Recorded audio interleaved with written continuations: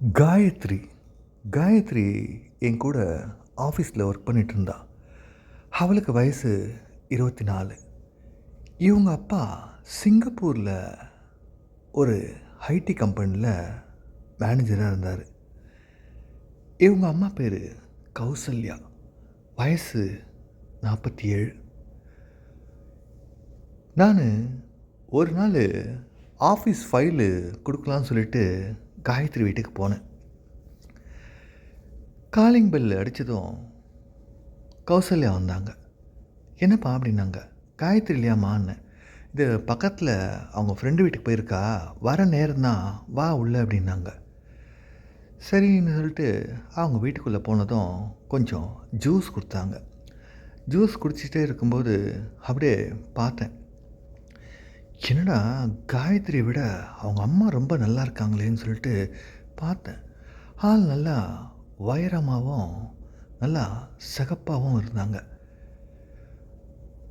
பக்கத்தில் வந்து உக்காந்துக்கிட்டு பேசிகிட்டு இருந்தாங்க. எப்படிப்பா போகுது வேலைலான்னாங்க. வேலைலாம் நல்லா போகுதுமா அப்படின்னேன். காயத்ரிக்கு தான் பெங்களூரில் கூட ஜாப் கிடச்சிது. நான் அவ்வளோ தூரம் அனுப்ப விரும்பலை, அதனால தான் நான் இங்கேயே வேலை பார்க்க சொல்லிட்டேன் அப்படின்னாங்க. சரிம்மா அப்படின்னு. இவங்க பேச பேச அவங்க தலையில் இருக்கிற மல்லிகைப்பூ, அவங்க வாசனை இதெல்லாமே எனக்கு இதுவாக இருந்தது. அவர் அங்கிள் வரலையா அப்படின்னு. அவர் 2 வருஷத்துக்கு ஒரு தாடி தான் ஊருக்கே வருவார்ப்பா இந்தியாவுக்கு அப்படின்னாங்க. சரி சரி அப்படின்னு சொல்லிட்டு காயத்ரியும் வந்தா. அந்த ஃபைலையும் கொடுத்துட்டு நான் அப்படியே வீட்டுக்கு வந்துட்டேன். வீட்டுக்கு வந்ததும் எனக்கு கௌசல்யா ஞாபகமே இருந்தது. புருஷன் வேறு இல்லை, வெளிநாட்டில் இருக்கார். காயத்ரி நல்லா தான் இருக்கிறா, ஆனால் அவங்க அம்மா அதை விட நல்லா இருக்காளே.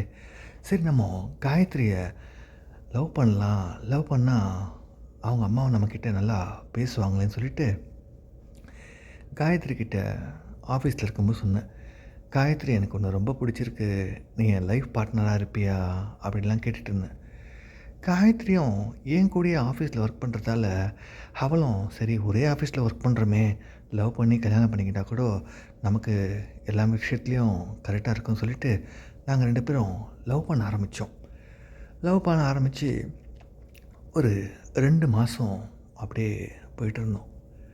ஒரு நாள் காயத்ரிக்கு மெசேஜ் போட்டேன். என்ன பண்ணுற, சாப்பிட்டியா செல்லம் அப்படின்னு சொல்லிட்டு மெசேஜ் போட்டதும் கௌசல்யா அந்த மெசேஜை பார்த்துட்டா. பார்த்ததும் காயத்ரி கேட்டிருக்கா, என்ன நீயும் அஜயும் லவ் பண்ணுறீங்களா அப்படின்னு. ஆமாம்மா. எப்போத்துல இருந்து அப்படின்னு. இப்போ தான்மா ஒரு 2 மாதம் ஆகுதுன்னு. ஏன் என்கிட்ட சொல்லலை அப்படின்னு. இல்லைம்மா இந்த விஷயம்லாம் எப்படி சொல்கிறதுன்னு தெரில அப்படின்னு. அப்பாக்கெலாம் தெரிஞ்சால் என்ன ஆகுன்னு தெரியுமா, சரி அவனை வசூல் நான் பேசுகிறேன் அப்படின்னு சொல்லிட்டு சொன்னாங்க. சரின்னு இவ சொன்னான், அம்மா அவங்ககிட்ட பேசணுமா அப்படின்னு சொல்லிட்டு. எனக்கு கொஞ்சம் பயமாக தான் இருந்தது, கௌசல்யா என்ன சொல்லுவாளோ அப்படின்னு சொல்லிட்டு. சரின்னு சொல்லிட்டு போனேன் அவங்க வீட்டுக்கு.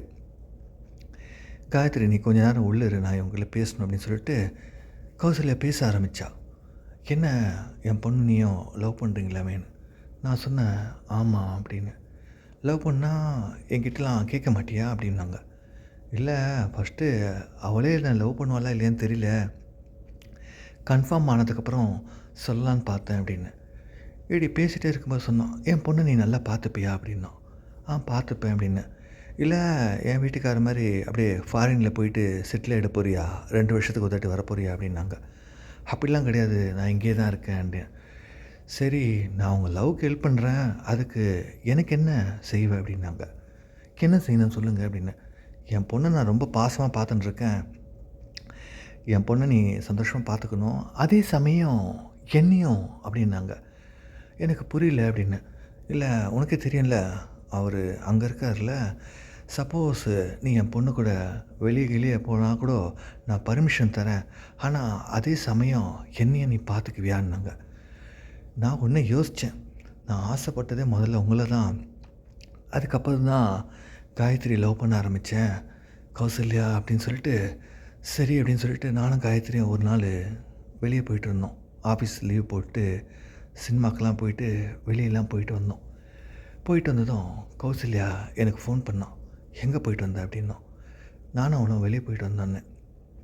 வெளியே தான் எங்கே அப்படின்னா, சினிமாவுக்கு போனோம், அதுக்கப்புறம் கொஞ்ச நேரம் வீட்டில் இருந்தோம் அப்படின்னு. வீட்டில் இருந்தீங்கன்னா அப்படின்னாங்க. எதுவாக எல்லாமே இருக்கிறது தானே அப்படின்னு. அப்போ நான் இருக்கக்கூடாதா அப்படின்னா. சரி என்ன பண்ணணும் அப்படின்னு. நாளைக்கு காயத்ரிக்கு ஆஃபீஸ் போனதும் நீயும் ஆஃபீஸ்லேருந்து ஏதாச்சும் பர்மிஷன் போட்டு வீட்டுக்கு வான்னா. நானும் யோசித்தேன், என்னடா அது கௌசல்யா திடீர்னு கூப்பிட்டாலே அப்படின்னு சொல்லிட்டு. அடுத்த நாள் ஆஃபீஸ்க்கு வந்ததும் காயத்ரி கிட்ட பேசிட்டு அப்படியே ஒர்க் பார்த்துட்டு இருந்தோம் ஆஃபீஸில். ஒரு 12:30 மணி ஆயிடுச்சு. நான் காயத்ரி கிட்ட சொன்னேன், அம்மா ஏதோ வேலையாக வச்சுருந்தாங்க, நான் கொஞ்சம் வீட்டுக்கு போயிட்டு வரேன் அப்படின்னு. சரி போயிட்டு வா அப்படின்னா. நேராக கௌசல்யா வீட்டுக்கு வந்தேன். வந்ததும் கௌசல்யா வாசல்லே எனக்காக நின்றுட்டு இருந்தா. உள்ளே போனதும் அப்படியே மெதுவாக நடந்து போனான். நடந்து போகும்போது அவ்வளோ ஆசை எனக்கு. என்ன இப்படி இருக்காளே, எல்லாம் பொண்ணு பெற்ற அம்மாலாம் இப்படி தான் இருப்பாங்களா அப்படின்னு சொல்லிட்டு. போனதும் கொஞ்ச நேரம் சோஃபாவில் இருந்தேன்.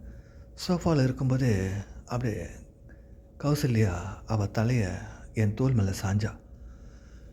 என்னடா என் பொண்ணுக்கிட்ட மட்டும் நீ வேலை பார்ப்ப போல இருக்கு அப்படின்னா. இல்லை அப்படிலாம் இல்லைன்னு. இன்றைக்கி நீ வேலை பார்க்குறதில்ல, நான் என் பொண்ணுக்கு உனக்கு கல்யாணம் பண்ணி கொடுக்கணுமா இல்லையா நான் யோசிக்கணும், அந்தளவுக்கு நீ வேலை பார்க்கணும் அப்படின்னா. நானும் சரின்னு சொல்லிட்டு அப்படியே கட்டி அணைக்க ஆரம்பித்தேன். கட்டி அணைச்ச ஆரம்பித்ததும் கௌசல்யா என் முகமெல்லாம் முத்தங்கள் இட ஆரம்பித்தா. முத்தங்கள் இட்டுகிட்டே இருக்கும்போது அப்படியே உதடுகளை சுவைக்க ஆரம்பித்தேன். உதடுகளை சுவைக்க ஆரம்பிக்கும்போது சரி வா அப்படின்னு சொல்லிட்டு அவளோட அறைக்கு போயிட்டோம். அவளோட அறைக்கு போனதும் அப்படியே மேலாடைய மெதுவாக எடுக்க ஆரம்பித்தா.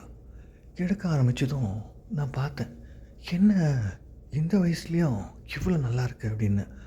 ஆமாம், என்ன பண்ணுறது, அவ்வளோவா பயன்படுத்தலைல்ல, எல்லா விஷயமும் பயன்படுத்தினா தானே அப்படின்னா.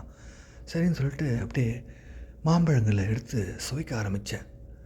மாம்பழங்களை சுவைச்ச ஆரம்பிச்சும்போது அப்படியே காயத்ரி ஃபோன் பண்ணான். எங்கே இருக்கிற அப்படின்னா. வீட்டில் தான் இருக்கேன், வரேன், இன்னும் ஒரு 1 மணி நேரம் வரேன்னு. சரி சரி அப்படின்னு சொல்லிட்டு உடனே இவ கேட்டா கௌசல்யா, என்ன ஏன் என் பொண்ணு கேட்டான். இல்லை எப்போ வருவேன்னு கேட்குறேன். ஏன் அவகிட்டே தான் வேலை செய்யணுமா, இப்போ நீ என்ன செய் அப்படின்னு சொல்லிட்டு நல்லா மாம்பழங்களை சுவைக்க கொடுத்தா. நானும் சுவைக்க ஆரம்பிக்கும் போது அப்படியே என்னை உச்சந்தலையிலேருந்து உள்ளங்கால் வரைக்கும் முத்த மழையால் நனைய வச்சா. நனைய வச்சதுக்கப்புறம் வாழைப்பழத்தை சுவைக்க ஆரம்பித்தா. வாழைப்பழத்தை சுவைக்கும்போது கேட்டா, காயத்ரியும் வாழைப்பழம்லாம் சாப்பிடுவாளான்னு. இல்லை அவளுக்கு இன்னும் பழக்கம் ஆகலை அப்படின்னு. எந்த காரணத்தை கொண்டும் வாழைப்பழத்தெல்லாம் அவளுக்கு கொடுக்காத, ஏன்னா அவள் சாப்பிட ஆரம்பித்தா அப்புறம் தினமும் கேட்பா, எனக்குன்னு எதுவுமே இல்லாமல் போயிடுன்னு சொல்லிட்டு வாழைப்பழத்தை நல்லா சுவைக்க ஆரம்பித்தா. வாழைப்பழத்தை நல்லா சுவைக்க ஆரம்பிக்கும்போது அவளோட பணியாரத்தை சுவைக்க ஆரம்பித்தேன். பணியாரம் சுவைக்க ஆரம்பிக்கும்போது அவள் கேட்டா, மாம்பழங்களையும் சுவை அப்படின்னா. சரி சுவைக்க ஆரம்பிக்கும்போது அப்படியே என் தலையை தடவ ஆரம்பித்தா. தலையில் தடவுனதும் அப்படியே நான் வேலையும் பார்க்க ஆரம்பித்தேன். கொஞ்ச நேரம் நான் வேலை பார்த்ததும் அவள் என்ன சொன்னா, இல்லை நீ வேலை செய்யாத, நான் எப்படி பார்க்குறேன் அப்படின்னு சொல்லிட்டு அவள் நல்லாவே வேலை செய்ய ஆரம்பித்தா. பொதுவாகவே பார்த்திங்கன்னா ஆண்கள் மட்டும்தான் எல்லா வேலை செய்வோம்னு சொல்லிட்டு நம்ம எதிர்பார்ப்போம். அப்படி கிடையாது. இந்த மாதிரி ஆளுங்கன்னா அவங்க ரொம்ப ஆசையோடு இருப்பாங்க, வேலை நல்லா பண்ணணும்னு சொல்லிட்டு. கௌசல்யாவும் அந்த மாதிரி தான். அவள் வேலை பார்க்க ஆரம்பித்ததும் எனக்கு என்ன சொல்கிறதுனே தெரில. நான் அப்படியே படுத்துக்கிட்டு அப்படியே பார்க்குறேன். அப்படியே மாங்கனிகள் அப்படியே ஆடுது. அவள் முகம் வேறு நல்லாவே வேகமாகவே வேலையை பார்க்க ஆரம்பித்தா. அதுக்கப்புறம் மெதுவாக கீழே இறங்கினான். கீழே இறங்கிட்டு என்ன எப்படி என் வேலைன்னா. நல்லா இருக்குன்னு சரின்னு சொல்லிட்டு அப்படியே செவ்வரோரம் போய் சாஞ்சிக்கிட்டா. செவ்வரோரம் சாஞ்சிக்கிட்டு தரையில் நின்றுக்கிட்டு வேலை பார்க்க சொன்னான். அதுவும் நல்லா தான் இருந்தது. ஏன்னா நல்லா வைரமான ஆளில் இவ தரையில் நிற்கும்போது நம்ம கூட நிற்கும்போது நீங்களே நினச்சி பாருங்களேன். நல்ல வேலையை பார்த்ததும் அவள் 2 கைகளும் மேலே உயர்த்திட்டா. எடுத்துட்டு என்னோடய அக்குலேயும் சேர்த்து ருசி பாருன்னு சொல்லிட்டு அவள் அக்குலேயும் காமிச்சதால் நானும் சுவைக்க ஆரம்பித்தேன். சுவைக்க ஆரம்பிச்சுட்டு நின்றுக்கிட்டு நாங்கள் நல்லாவே வேலை செஞ்சோம். அந்த சமயத்தில் காயத்ரி மறுபடியும் இவளுக்கு ஃபோன் பண்ணான், கௌசல்யாவுக்கு. அம்மா என்னம்மா பண்ணுறேன்னு. இவங்க அம்மா அப்படியே மூச்சு வாங்கிட்டு பேச ஆரம்பிக்கிறாங்க. நான் வேலையில் இருக்கேன்டி, வரேன் இருன்னு. என்னம்மா வேலை அப்படின்னு. இல்லைடே, மாவு மில்லுக்கு போயிட்டு வந்தேன், மாவு அரைச்சிட்டு இப்போ தான் நடந்து வந்துட்டுருக்கேன் அப்படின்னு. சரிம்மானதும் மூச்சு திணற நாங்கள் வேலை செய்ய ஆரம்பித்தோம். அதுக்கப்புறம் வேலை நல்லபடியாக முடிஞ்சதால் சரி நான் ஆஃபீஸ்க்கு கிளம்புன்னு சொல்லிட்டு ஆஃபீஸ்க்கு வந்தேன். வரும்போது நான் யோசித்தேன், என்னடா அது ஏதோ மறந்துட்டுருக்குமேன்னு பார்த்தா என்னோடய மொபைலை அவங்க வீட்டிலேயே வச்சுட்டேன். காயத்ரி உடனே ஃபோன் பண்ணியிருக்கா, எங்கே உன் மொபைல் கேட்டா. நான் உடனே சொன்னேன், வீட்டில் வச்சுட்டேன் போல இருக்கு, மறந்துட்டுன்னு. சரி சரி அப்படின்னு சொல்லிட்டு சொன்னான். அன்றைக்கின்னு பார்த்து ஆஃபீஸில் மீட்டிங் இருந்தது. நான் லேட்டாக போகிற மாதிரி இருந்தது. இவன் முன்னாடியே போயிட்டா காயத்ரி வீட்டுக்கு. வீட்டுக்கு போனதும் என்னோடய மொபைல் அவங்க வீட்டில் இருக்கிறத பார்த்துட்டா. பார்த்ததும் எதுவும் கேட்கல. அதுக்கப்புறம் நான் காயத்ரி வீட்டுக்கு வந்தேன் மொபைல் எடுக்கலான்னு சொல்லிட்டு. உடனே நான் அப்போ தான் கேட்டா காயத்ரி, என்ன அம்மா கூப்பிட்டாங்கன்னு சொன்னேன், யாரோட அம்மா கூப்பிட்டாங்கன்னு. நான் அமைதியாகவே இருந்தேன். அதுக்கப்புறம் சொல்ல ஆரம்பித்தேன், இல்லை கௌசல்யா அம்மா தான் கூப்பிட்டாங்க அப்படின்னு. எதுக்கா அப்படின்னாங்க. இல்லை நம்ம கல்யாணத்தை பற்றி பேசணும்னு சொன்னாங்க, அதையே எங்களை சொல்லிட்டு வரலாம்லன்னா. இல்லை உங்களே சொன்னால் நீ என்ன ஏதுன்னு பயப்படுவில்ல, அதான் சொல்லலைன்னு. கௌசல்யாவும் அப்படியே பரவாயில்ல எப்படியோ சமாளிச்சிட்டான்னு நினச்சா. அதுக்கப்புறம் கௌசல்யா சொன்னான், நல்ல வேலைடா நீ நல்லா சமாளிச்சிட்ட அப்படின்னா. சரி சரின்னு சொல்லிட்டு நானும் வீட்டுக்கு வந்துட்டேன். வீட்டுக்கு வந்ததும் ஒரு 12 மணிக்கு மறுபடியும் கௌசல்யா ஃபோன் பண்ணான். எனக்கு உன்னை பார்க்கணும் போல இருக்கு, வரியான்னா. ஐயோ இப்போ எப்படி அப்படின்னு. ராத்திரி தான் நல்லாயிருக்கும் வான்னா. சரின்னு சொல்லிட்டு நானும் அவங்க வீட்டுக்கு போனேன். அவங்க வீட்டுக்கு போனதுக்கப்புறம் மாடி மேலே என்ன ஆச்சுன்றதை நான் பார்ட் 2ல் சொல்கிறேன் ஃப்ரெண்ட்ஸ்.